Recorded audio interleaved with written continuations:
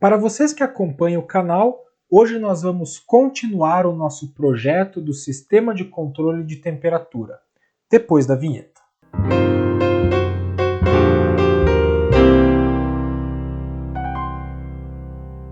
Como os seguidores mais assíduos têm notado, nós estamos fazendo o projeto de um sistema didático para controle de temperatura. Este projeto pode ser acessado no GitHub, o link está na descrição do vídeo, e nós vamos continuar o projeto e nesse vídeo eu vou passar algumas atualizações para vocês. Eu montei a placa de protótipo, aqui está ela, e eu vou relatar o que eu encontrei nos primeiros testes. Aqui eu fiz um firmware provisório, simplesmente com o intuito de testar todos os periféricos da placa, ou seja, os dois sistemas de aquecimento, o ventilador para resfriamento e os 3 sensores de temperatura. Todos eles funcionaram, confirmando que aquilo que nós fizemos de projeto conceitualmente está certo. Ainda assim, algumas modificações foram necessárias no esquemático. Aqui está o esquemático. De forma geral, eu organizei ele um pouco melhor. Eu tirei o nome dos GNDs aqui, se vocês lembram, em cada um desses GNDs havia o nome deles. Eu tirei isso para tornar o esquemático mais limpo. Teve algumas modificações de projeto elétrico que são importantes de serem comentadas. Essas mudanças aconteceram no circuito analógico da parte de aquecimento. Se vocês lembram, são 2 circuitos iguais, então eu vou mostrar as modificações em um deles que são iguais para o outro. Aqui esse divisor de tensão R13 e R15 ele estava com valores de resistência muito baixos. Se eu não me engano eram 220 ohms em R13 e 330 ohms em R15. E esse circuito ele tem 2 casos extremos. Quando o microcontrolador manda 100% de PWM para esse optoacoplador e quando o microcontrolador manda 0%. Quando o microcontrolador manda 0%, esse transistor está em corte, portanto este está ativado, e nós temos o pior caso de corrente, que é a máxima corrente em R13. E quando R13 era 220 ohms, isso causava uma dissipação excessiva nesse resistor, fazendo ele aquecer demais e ele iria queimar com o tempo. Como esse par Darlington tem ganho 1000, a corrente nesse divisor de tensão não precisa ser muito grande, ela pode ser na casa de miliamperes, porque esse par Darlington vai drenar na casa dos microamperes. Então eu aumentei o valor dos 2 resistores, de forma que agora esse divisor de tensão não é mais tão castigado pela potência dissipada nele. Além disso, esses resistores aqui nós tínhamos um resistor de 33 ohms, onde eu troquei por 2 resistores em série de 10 ohms, ou seja, 20 ohms de resistência equivalente. E o que isso acarreta? Essa resistência menor, de 33 para 20, causa uma maior dissipação térmica nesse transistor, que é o que nós queremos, visto que esse transistor é o elemento de aquecimento do nosso sistema. E por que eu coloquei 2 resistores em série? Porque eu considerei o pior caso, que é quando esse transistor, na eventualidade de ele queimar, e se comportar como um curto-circuito. Nesse caso, esses 2 resistores vão estar submetidos aos 12 volts, algo que na operação normal do circuito nunca aconteceria. Mas mesmo assim, mesmo nesse cenário de falha, eu preciso que esses resistores sejam capazes de suportar a potência dissipada. Então, calculando esse cenário de falha, eu teria uma dissipação de 7 watts e esses 2 resistores combinados são capazes de dissipar 10 watts. Ou seja, mesmo nessa falha, nós não temos a queima dos resistores. Um outro detalhe importante é a escolha da associação série ao invés da associação paralela. Eu poderia obter esses mesmos 20 ohms associando resistores de mais ou menos 40 ohms, no caso 39, em paralelo. Porém, a questão é que na associação paralelo, se um dos resistores falha, imagina que por algum motivo ele foi mal soldado, o circuito vai funcionar com apenas um resistor e terá uma operação anormal.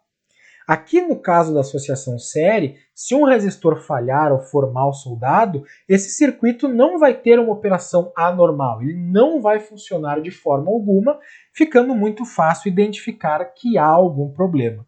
Por isso que eu preferi a associação série ao invés da associação em paralelo. Um outro detalhe é que eu tirei o dissipador de calor. Antes eu tinha montado os dois transistores, um de costa para o outro, ambos neste dissipador de calor. Porém, o que acontece? Com o dissipador de calor, nós temos uma maior carga térmica e um maior tempo de acomodação. E essas duas coisas estavam sendo indesejadas. Por quê? Porque eu não quero um sistema térmico que se eleve apenas 5 graus acima da temperatura ambiente. Eu quero que ele suba bastante acima da temperatura ambiente. Então, ter o dissipador de calor, na verdade, era pior. E além disso, o dissipador de calor é uma peça que é um pouco difícil de ser padronizada. Por exemplo, você, quando for montar esse circuito, pode não encontrar o mesmo dissipador de calor que eu usei para montar o meu circuito. E com isso, os resultados entre dois testes, entre duas pessoas que montaram o circuito, não seriam muito próximos. Portanto, eu decidi não usar dissipador de calor, além do próprio dissipador do transistor, e montar os dois, um de costas para o outro. E daí eu coloquei um sensor de temperatura acoplado, montado próximo a cada um dos transistores. E eu usei pasta térmica para fazer um acoplamento térmico melhor. Então a placa acaba tendo 3 sensores de temperatura, um para medir a temperatura ambiente e 2 para medir a temperatura dos elementos de aquecimento. Além disso, eu queria ter uma ideia das constantes de tempo, da dinâmica do nosso sistema, da nossa placa. E, portanto, eu liguei os sistemas de aquecimento com um PWM de 50%, e eu obtive essas curvas que estão mostradas aqui. Então, como eu ativei um elemento de aquecimento, note que o sensor de temperatura acoplado nesse elemento de aquecimento, ele tem uma temperatura maior, que é essa aqui de cima. Depois nós temos o sensor de temperatura do elemento de aquecimento que estava desligado, que aqueceu por contato, né, mas ele aquece menos, então é essa curva intermediária. E por fim eu tenho o sensor de temperatura ambiente, que não se altera com o acionamento dos elementos de aquecimento. E aqui nós temos uma janela de 500 segundos, ou seja, aproximadamente 10 minutos, onde nós temos a evolução da temperatura. E nesse caso eu já consegui subir, vamos ver aqui, começa em 27 graus, e termina aqui talvez nos 42. Então nós já temos aqui 3 para 30, 10, 15 graus nesse regime de operação. E isso é apenas um dos dois elementos de aquecimento ligado com metade do valor do PWM. Ou seja, esse sistema sim ele tem a capacidade de se levantar vários graus acima da temperatura ambiente, o que vai facilitar testar vários algoritmos de controle diferentes. Agora eu queria também saber a dinâmica do sistema com relação ao resfriamento, ao acionamento do ventilador. Portanto, depois que o sistema atingiu as temperaturas de regime permanente, no gráfico que eu mostrei anteriormente, eu liguei o ventilador a 7 centímetros dos elementos de aquecimento ligado na potência máxima, ou seja, com os 12 volts.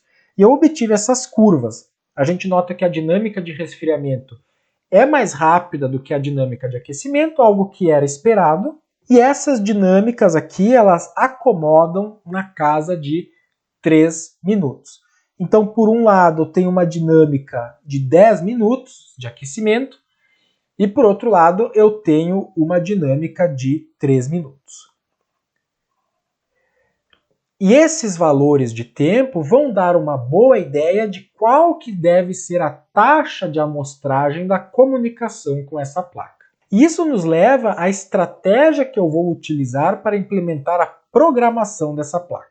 Eu resolvi fazer essa placa com uma programação burra, ou seja, o Arduino não vai ter nenhuma programação de algoritmo de controle. Tudo que o Arduino vai fazer nessa placa é comunicar os dados com o computador. E este sim terá implementado as rotinas de controle e as rotinas para a plotagem das informações na tela. E por que fazer isso dessa forma? Por alguns motivos. Primeiro, fazer a programação de uma rotina de controle no computador é muito mais flexível do que fazer a mesma rotina no Arduino. No computador você pode programar uma variedade de funções muito maiores e utilizar uma carga computacional muito maior. Então, se você quer implementar, sei lá, uma rede neural para fazer o controle, você tem muito mais capacidade de fazer isso no computador do que no Arduino. Então o Arduino ele será um dispositivo muito parecido, baseado naquilo que é um dispositivo Modbus. Ou seja, as informações estão como se fossem registradores do Arduino, que são acessados pelo computador a partir de seus endereços. Eu ainda estou desenhando como que vai ser o protocolo, eu tenho uma ideia, mas isso eu vou deixar para os próximos vídeos. E como que será o uso do computador nessa placa? Eu tenho uma ideia que eu vou compartilhar com vocês e vocês podem deixar o que acharam e sugestões nos comentários. Mas basicamente, este programa que eu vou escrever para o computador, ele vai ter a possibilidade, a opção de carregar dois arquivos. Um arquivo é o arquivo do experimento e o segundo arquivo é o arquivo do controle. E como que funciona isso? Esse arquivo do experimento vai ser a tarefa de controle. Ele vai ser tipo uma tabela de Excel, um arquivo CSV, onde terá a referência, ou seja, aquilo que o controlador tem que atingir, o objetivo, e ele terá também os valores para o acionamento da perturbação. Como assim? Nós temos dois elementos de aquecimento, mas o controlador, em princípio, só vai ter acesso a um deles. O outro elemento de aquecimento é como se fosse uma perturbação, para testar como os algoritmos de controle se comportam quando algo inesperado, quando uma perturbação, um distúrbio acontece. Então esse arquivo de CSV ele vai ter várias tarefas de controle, como por exemplo, pode ser o ensaio ao degrau, então a referência a um degrau, pode ser uma rampa, pode ser também uma temperatura senoidal, ou seja, vão ser várias tarefas de controle padrão que você vai carregar facilmente simplesmente escolhendo elas em uma lista. Então você pode testar a performance do seu algoritmo de controle não apenas em um cenário, mas em vários cenários e ver em qual deles ele se comporta melhor, em qual se comporta pior, se tem um comportamento adequado ou não, se atende os requisitos de performance. E isso eu acho que vai ser muito legal. A segunda parte é o algoritmo de controle. Então você vai ter uma série de arquivos implementando os mais diversos controladores, como por padrão um controlador proporcional, ou o famoso controlador proporcional integral derivativo, ou por exemplo um controlador LQR, ou todos aqueles outros controladores que eu falei no vídeo em que eu comparei eles, que vai aparecer aqui no card em cima. Ou seja, nós vamos ter também uma biblioteca de controles padrão. Mas tudo isso você vai poder fazer os seus próprios arquivos. Você vai poder programar o seu próprio controlador e você também vai poder fazer o seu próprio arquivo de experimento, caso queira fazer um experimento diferente. E é essa flexibilidade da programação no computador que eu quero atingir. A placa de Arduino vai só receber alguns comandos e devolver os valores das medições. Isso eu acho que vai ser muito legal. E agora a próxima parte é como que vai ser essa placa. Eu tinha a ideia de fazer um shield de Arduino. Como assim? Uma placa que eu ia encaixar em cima do Arduino. Porém isso ficaria ruim por alguns motivos. Primeiro, por ser um sistema térmico, eu preciso de um certo espaçamento que vai fazer com que a placa fique grande. E não ia ficar interessante montar essa placa grande em cima do Arduino. Um outro problema é que um dos atuadores dessa placa é um ventilador. E o ventilador tem muita vibração. Então, se eu montar uma placa aqui em cima do Arduino com um ventilador, essa vibração vai tremer o Arduino em cima da mesa e vai ficar fazendo barulho. Então qual que é a ideia? Ah, e tem mais uma coisa. Para eu fazer uma placa Shield de Arduino, essa placa obrigatoriamente teria que ser dupla face, ou seja, teria que ter cobre tanto em cima quanto embaixo. Porque eu preciso de pinos embaixo para encaixar no Arduino e cobre em cima para soldar os demais componentes.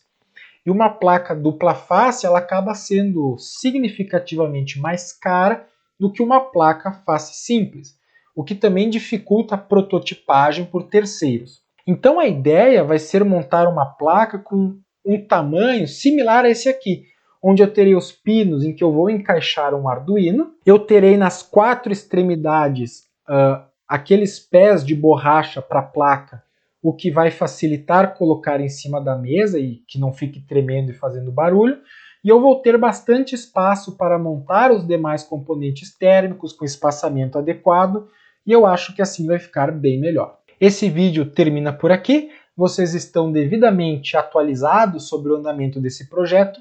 Eu agradeço todo tipo de sugestão que vocês deixem aqui nas caixas dos comentários. Deixa um like nesse vídeo se você gostou, se inscreva no canal para nas próximas semanas continuar acompanhando o desenvolvimento, que eu acredito que vai mais ou menos até o fim do ano, porque eu ainda estou bastante enrolado com as disciplinas do doutorado, então eu não posso dar um gás nesse projeto. Mas então se inscreve para deixar o apoio e nos vemos na semana que vem. Link desse projeto no GitHub, os commits ali das últimas atualizações do esquemático só na semana que vem, porque eu ainda estou organizando algumas coisas. Mas as mudanças dos componentes já estão lá, então aquele projeto elétrico é muito provavelmente o final. Um abraço e até a semana que vem.